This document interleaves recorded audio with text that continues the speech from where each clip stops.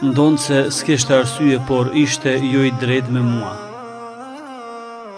Nuk mbaj mend diçka të lumtur të jetës time në raport me burrin tim deri kur filloi të fal namaz. Dhunë psiqike, dhunë fizike, i dehur, i ftohur në raport me mua dhe familjen. Nuk fleste me askënd, vinte i dehur në shtëpi, vonohej shumë. Ky ishte burri që më solli shumë zullum. Ishin vetëm 20 vite martesë, por nga dhuna dhe zullumi që më bën nga burri dukeshin sikur 200 vite. Atë që punonte e harxhonte me shoqëri natën, nuk vinte deri në orët e hershme të mëngjesit. Kur vinte, ishte i dehur, më sillte e më rrahate pastaj flente. Nuk guxoja të flesja e as të lëvizja kur ai rrinte në shtëpi apo kur bënte gjumë. Ishte më dhe vërtet shumë zullumçar.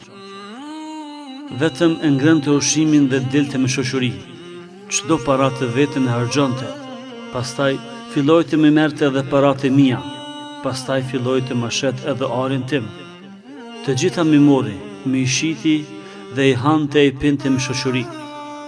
Nuk i mjaftonte kjo. Ai sillej shumë keq me mua. Më rrahte pothuajse çdo ditë. Nuk kujdesej për mua dhe fëmijët. Seher e seher i kam kërkuar para familjes time për bukën e fëmijëve të mi, për me i vesh e me i mbath, sepse burri çdo para që kishte vetëm se pinte. Ato ditë të pakta kur rrinte në shtëpi, nuk fliste dhe nuk guxonin të lëviznin pa thënë ai, ishte një i dehur diktator. Fëmijët u traumatizuan nga dhuna që na bënte, nga sjellja vrasht e përditshme. Kështu jetova e përjetova 20 vite. Një ditë nga ditët ishte i dehur aq shumë sa që e kishte zënë gjumit pranë një rruge. E kishte marrë dikush me makinë dhe e ka dërguar deri tek shtëpia, me që e ka njohur. Kishin biseduar gjatë dhe një herët ai person i kishte dhënë shumë këshilla dhe njëkohësisht e kishte qortuar shumë.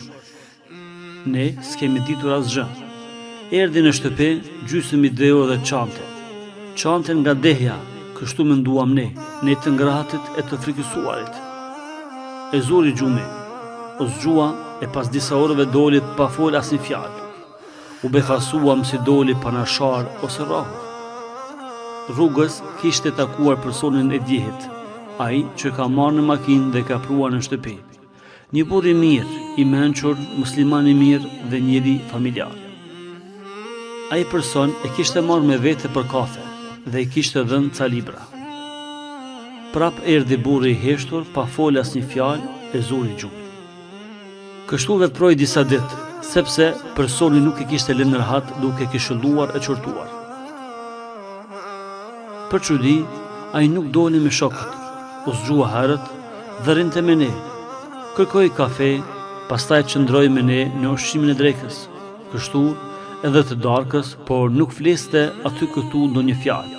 Për ne ishte befasi dhe menduam se çfarë ndodhi. Të gjithë filluam të frikësohemi se mos ka ndodhur ndonjë gjë, apo mos e ka rrahur kush, apo ndoshta është sëmur nga alkooli i shumë që e pinte. Në ditën e xumë, një makinë e pres tek dera e oborrit. Doli dhe hypi në atë makinë dhe shkoi i pastruar, u vrejt, i veshur mirë. Një befasi dhe një gjë interesante për ne, çfarë po ndodh me këtë njeri. Pas xumas, prap e njëjtja makinë erdhi tek dera e shtëpisë, e la burrin dhe shkoi. Burri erdhi dhe thash në vete, a thu mund të ishte në namazin e xumas ky njeri, por nuk guxoja ta pyesja. Ai foli vetë, derisa filluan të rrinin lotët, tha. Isha në xumë, kam filluar me fal namazin, ma bëni halal për krejt çka ju kam bërë dhe iku në dhomë. Kështu veproi disa ditë, derisa e pash duke falur edhe në dhomë. Pastaj e kuptova që ai kishte filluar të fal 5 kohë namaz. Një gëzim i madh për mua dhe familjen tonë. Nuk ishte diçka që e prisnim. Befasi, sepse familja ndryshoi për të mirë. Ky burr zullumçar tani bën një njeri i urtë, i sjellshëm, çdo ditë u përmirësonte.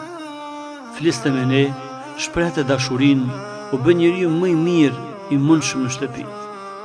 Nga një familje e dhunshme që ai sillte dhunën, u bë një familje plot harmoni dhe dashuri. Një ditë nga ditët filloi të çaj dhe na tha: "Na kërkoi halalin për çdo punë, vepër apo zullum apo fjalë që na ka bërë. Ne ja bëm halal dhe e kuptuam sepse e pam ndryshimin tek ai. Largoi nga shtëpia çdo gjë të kotë, të keqe, alkoolin apo gjëra të ndyta. Filloi të punoj përsëri, por tani më parat i sillte në shtëpi. Shtëpia filloi të mbushet plot bereqet. Ani pse vetëm ai punonte. Jeta për mua filloi edhe një herë nga fillimi, sepse ato 20 vite ishin të gjitha padrejtësi. Filluam një jetë të re, ne të dy, të lumtur, të kënaqur. Andaj, motra të nderuara, të gjithë ju që keni probleme me bashkëshortët apo burrat e juaj, luteni Zotin që ai t'ju udhëzojë. E kur burri juaj fillon të fal namaz, dijeni se jeta juaj ka ndryshuar për të mirë."